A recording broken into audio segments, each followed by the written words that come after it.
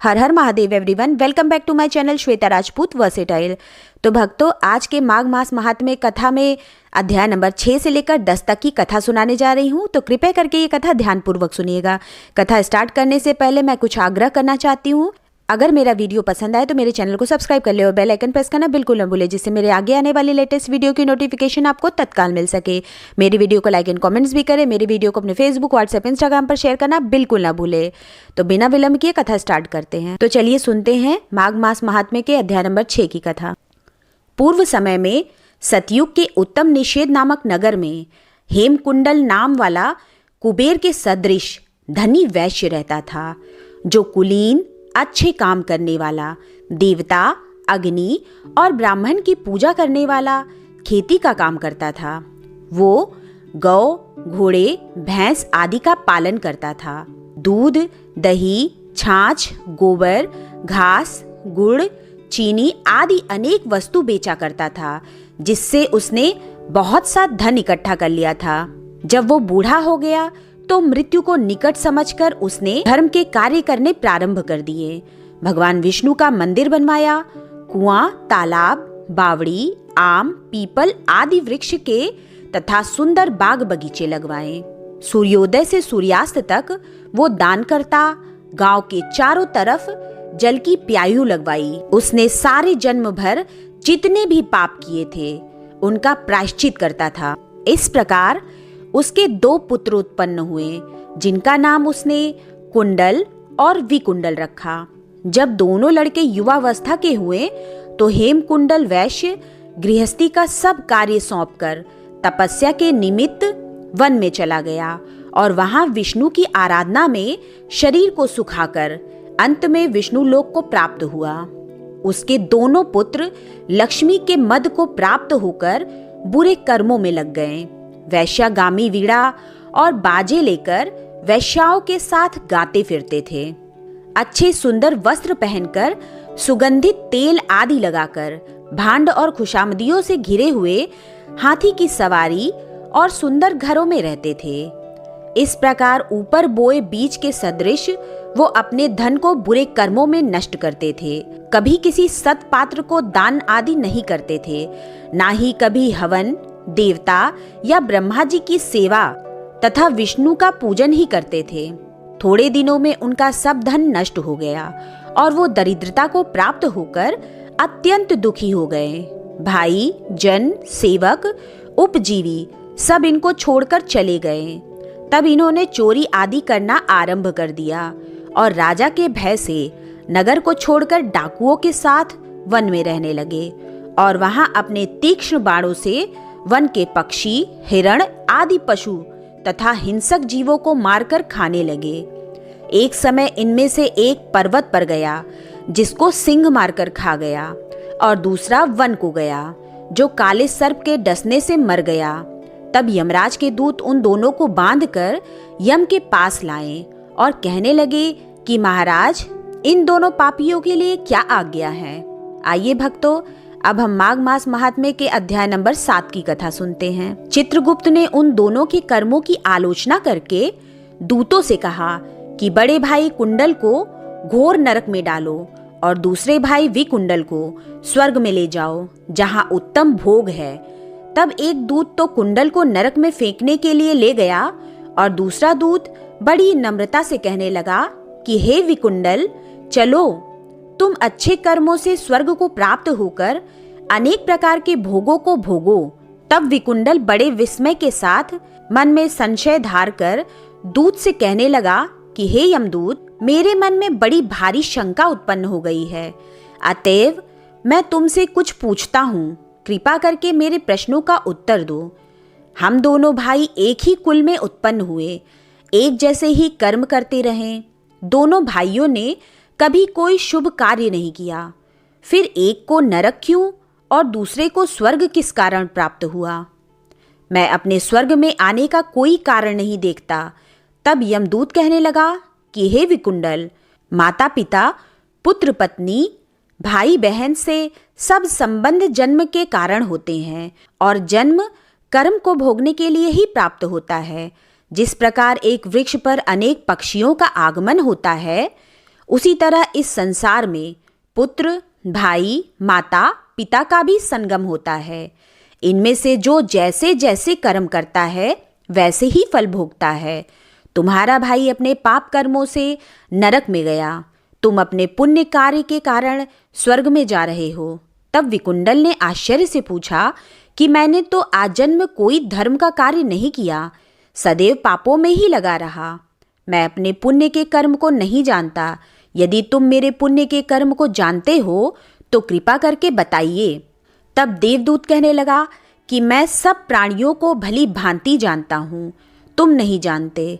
सुनो, हरिमित्र का पुत्र सुमित्र नाम का ब्राह्मण था, जिसका आश्रम यमुना नदी के दक्षिणोत्तर दिशा में था। उसके साथ जंगल में ही तुम्हारी मित्रता हो गई और उसके साथ तुमने 2 बार माघ मास में ही श्री यमुना जी में स्नान किया था। पहली बार स्नान करने से तुम्हारे सब पाप नष्ट हो गए और दूसरी बार स्नान करने से तुमको स्वर्ग प्राप्त हुआ। सो हे वैश्यवर, तुमने 2 बार माघ मास में स्नान किया, इसी के पुण्य के फल से तुमको स्वर्ग प्राप्त हुआ और तुम्हारा भाई नरक को प्राप्त हुआ। दत्तात्रेय जी कहने लगे कि इस प्रकार वो भाई के दुखों से अति दुखित होकर नम्रता पूर्वक मीठे वचनों से दूतों से कहने लगा कि हे दूतों, सज्जन पुरुषों के साथ 7 पग चलने से मित्रता हो जाती है और ये कल्याणकारी होती है। मित्र, प्रेम की चिंता न करते हुए तुम मुझको इतना बताने की कृपा करो कि कौन से कर्म से मनुष्य यमलोक को प्राप्त नहीं होता, क्योंकि तुम सर्वज्ञ हो। आइए भक्तों, अब हम माघ मास महात्म्य के 8वें अध्याय की कथा सुनते हैं। यमदूत कहने लगा कि तुमने बड़ी सुंदर वार्ता पूछी है। यद्यपि मैं पराधीन हूँ, फिर भी तुम्हारे स्नेहवश अपनी बुद्धि के अनुसार बतलाता हूँ। जो प्राणी काया, वाचा और मनसा से कभी दूसरों को दुख नहीं देते, वे यमलोक में नहीं जाते। हिंसा करने वाले वेद, यज्ञ, तप और दान से भी उत्तम गति को नहीं पाते। अहिंसा सबसे बड़ा धर्म, तप और दान ऋषियों ने बताया है।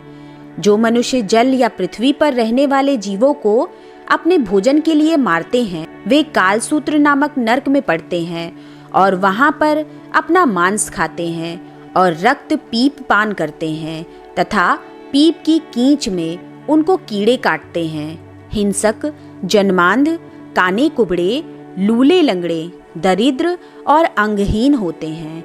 इस कारण इस लोक तथा परलोक में सुख की इच्छा करने वाले को काया, वाचा तथा मन में दूसरों का द्रोह नहीं करना चाहिए।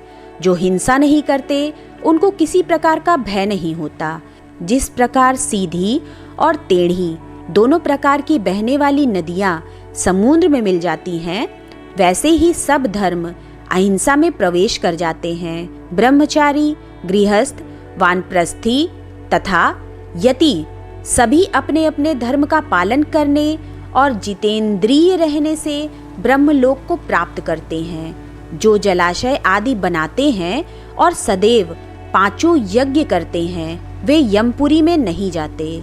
जो इंद्रियों के वशीभूत नहीं हैं, वेदवादी और नित्य ही अग्नि अर्थात हवन आदि का पूजन करते हैं, वे स्वर्ग को जाते हैं। युद्ध भूमि में जो शूरवीर मर जाते हैं, वे सूर्यलोक को प्राप्त होते हैं। जो अनाथ स्त्री शरण में आए हुए तथा ब्राह्मण की रक्षा के लिए प्राण देते हैं, वे कभी स्वर्ग से नहीं लौटते। जो मनुष्य लूले लंगड़े, वृद्ध, अनाथ तथा गरीबों का पालन करते हैं, वो भी स्वर्ग में जाते हैं। जो मनुष्य गौओं के लिए पानी का आश्रय करते हैं तथा कुआं, तालाब और बावड़ी बनवाते हैं, वे सदैव स्वर्ग में निवास करते हैं। जैसे जैसे जीव इनमें पानी पीते हैं, वैसे ही उनका धर्म बढ़ता है। जल से ही मनुष्य के प्राण हैं, इसीलिए जो प्याऊ आदि लगाते हैं, वो अक्षय स्वर्ग को प्राप्त होते हैं। बड़े बड़े यज्ञ भी वो फल नहीं देते जो अधिक छाया वाले वृक्ष मार्ग में लगाने से देते हैं। जो मनुष्य वृक्ष रोपण करता है, वो सदैव दानी और यज्ञ करने वाला होता है। जो अच्छे फल और अच्छी छाया वाले मार्ग के वृक्षों को काटता है, वो नरकगामी होता है। तुलसी का पौधा लगाने वाला सब पापों से छूट जाता है। जिस घर में तुलसी वन है, वो घर तीर्थ के समान है और उस घर में कभी यमदूत नहीं जाते। तुलसी की सुगंध से पितरों का चित्त आनंदित हो जाता है और वे विमान में बैठकर विष्णु लोक को जाते हैं। नर्मदा नदी का दर्शन, गंगा का स्नान और तुलसी दल का स्पर्श, ये सब बराबर बराबर फल देने वाले हैं। हर एक द्वादशी को ब्रह्मा भी तुलसी की पूजा करते हैं। रत्न, सोना, फूल तथा मोती की माला के दान का इतना पुण्य नहीं जितना तुलसी की माला के दान का है। जो फल आम के 1000 और पीपल के 100 वृक्षों को लगाने से है, वो तुलसी के एक पौधे के लगाने से होता है।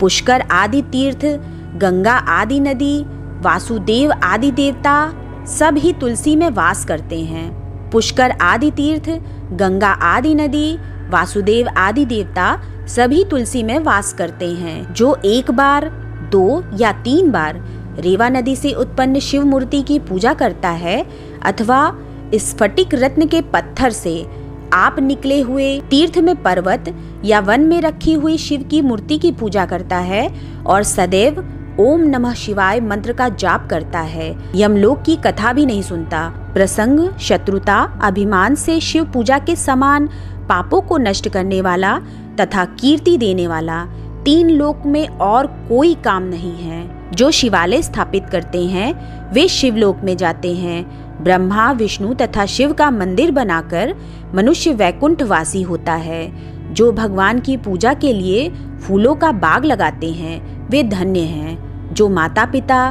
देवता और अतिथियों का सदैव पूजन करते हैं वे ब्रह्मलोक को प्राप्त होते हैं। आइए भक्तों, अब हम माघ मास महात्म्य के अध्याय नंबर 9 की कथा सुनते हैं। यमदूत कहने लगे, मध्याह्न के समय आया अतिथि, मूर्ख, पंडित, वेद पाठी या पापी कोई भी हो ब्रह्मा के समान है। जो रात्रि के थके हुए भूखे ब्राह्मण को अन्न जल देता है, मध्याह्न के समय जिनके घर आता हुआ अतिथि निराश नहीं जाता, वो स्वर्ग का वासी होता है।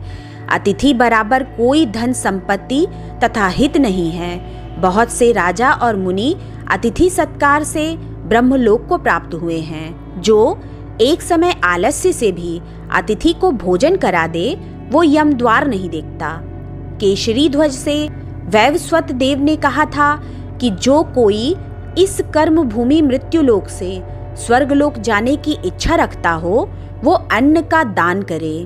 दूत कहता है कि यमराज कहते हैं, अन्न के बराबर दूसरा और कोई दान नहीं है। जो गर्मियों में जल, सर्दी में ईंधन और सदैव अन्न का दान करते हैं, वो कभी यम के दुख नहीं उठाते। जो अपने किए हुए पापों का प्रायश्चित करता है, वो नरक को नहीं देखता और प्रायश्चित न करने वाला मनुष्य नरक में जाता है।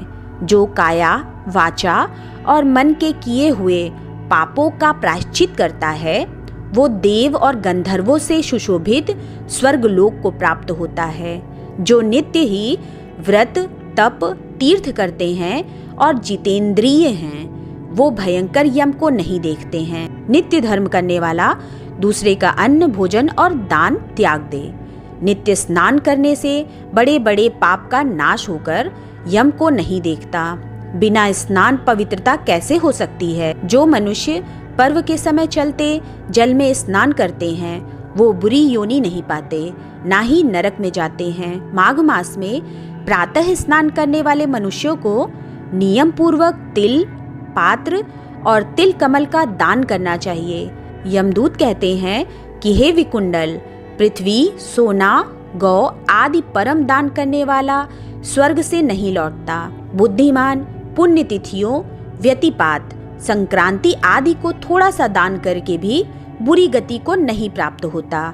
सत्यवादी, मौन रहने वाला, मीठा बोलने वाला, क्षमाशील, नीतिवान, किसी की निंदा न करने वाला, सब प्राणियों पर दया करने वाला, पराये धन को तृण के समान समझने वाला मनुष्य कभी नरक को नहीं भोगता। आइए भक्तों, अब हम माघ मास महात्म्य के कथा का अध्याय नंबर 10 की कथा सुनते हैं। यमदूत कहने लगे कि हे वैश्य, एक बार भी गंगा जी में स्नान करने से मनुष्य सब पापों से छूटकर अत्यंत शुद्ध हो जाता है। जो मनुष्य गंगा जी को दूसरे तीर्थों के समान समझता है, वो अवश्य नरक में जाता है। भगवान के चरणों से उत्पन्न हुई गंगा जी के पवित्र जल को श्री शिव जी अपने मस्तक में धारण करते हैं। वो ब्रह्मा जो संदेह रहित प्रकृति से अलग और निर्गुण हैं, ब्रह्मांड में उसकी समानता किससे हो सकती है। गंगा जी का नाम हजारों योजन दूर से ही लेने वाला नरक में नहीं जाता, इसलिए मनुष्य को अवश्यमेव गंगा जी में स्नान करना चाहिए। हे वैश्य, जो ब्राह्मण दान लेने का अधिकारी होकर भी दान नहीं लेता, वो आकाश के नक्षत्रों में चंद्रमा के समान है। जो कीचड़ से गौ को निकालता है, जो रोगी की रक्षा करता है या जो गौशाला में मरता है, वो आकाश में तारा होता है। प्राणायाम करने वाले मनुष्य सदैव उत्तम गति को प्राप्त होते हैं। प्रातः के समय स्नान के पश्चात जो 16 प्राणायाम करते हैं, वो घोर पापों से बच जाते हैं। जो पराई स्त्री को माता के समान मानते हैं, वो यम की यातना को नहीं भोगते। जो मन से भी कभी पर स्त्री का चिंतन नहीं करता, वो दोनों लोकों को अपने अधीन करता है। जो पराये धन को मिट्टी के समान समझता है, वो स्वर्ग में जाता है। जिसने क्रोध को जीत लिया, मानो उसने स्वर्ग को ही जीत लिया। जो माता पिता की सेवा देवता तुल्य करता है, वो यम द्वार नहीं देखता। और जो गुरु की सेवा करते हैं, वो ब्रह्मलोक को प्राप्त होते हैं। शील की रक्षा करने वाली स्त्री धन्य है। शील भंग करने वाली स्त्री यमलोक जाती है। जो वेदों और शास्त्रों को पढ़ते हैं या पुराण और संहिता पढ़ते और सुनते हैं, तथा जो स्मृति का व्याख्यान और धर्मशास्त्र समझते हैं, या जो वेदांत में लीन रहते हैं और पाप रहित होकर ब्रह्मलोक को प्राप्त होते हैं। जो अज्ञानियों को वेद शास्त्र का ज्ञान देते हैं, वे देवताओं से भी पूजित होते हैं। यमदूत ने कहा कि वैश्य, श्रेष्ठ यमराज ने हमको वही आज्ञा दे रखी है कि तुम किसी वैष्णव को मेरे पास मत लाओ। हे वैश्य, पापी लोगों को इस संसार रूपी नरक को पार करने के लिए भगवान की भक्ति के सिवाय दूसरा और कोई उपाय नहीं। भगवान की भक्ति न करने वाले मनुष्य को चांडाल के समान समझना चाहिए। भगवान के भक्त अपने माता पिता दोनों के कुलों को तार देते हैं और उनको नरक में नहीं रहने देते। और जो मनुष्य वैष्णव का भोजन करते हैं, वे भी भगवान की कृपा के श्रेष्ठ गति को प्राप्त होते हैं। बुद्धिमान को सदैव वैष्णव का अन्न खाना चाहिए। इससे बुद्धि पवित्र होकर मनुष्य पाप नहीं करता। गोविंदाय नमः इस मंत्र का जाप करता हुआ जो मनुष्य मृत्यु को प्राप्त होता है, वो परम धाम को प्राप्त होता है, इसमें कोई संदेह नहीं है। जो ओम नमः भगवते वासुदेवाय द्वादशाक्षर मंत्र या ओम नमो नारायणाय अष्टाक्षर मंत्र का जाप करता है, उसके ब्रह्म हत्या इत्यादि बड़े पाप नष्ट हो जाते हैं। भक्तों, यही मैं अपना वीडियो समाप्त करती हूँ। मिलते हैं नेक्स्ट वीडियो में। तब तक के लिए हर हर महादेव, जय सिया राम। भक्तों, अध्याय 1 से 5 तक की कथा सुनने के लिए मेरे डिस्क्रिप्शन बॉक्स में लिंक दिया हुआ है, उसे क्लिक करने के बाद आप वो कथा सुन सकते हैं।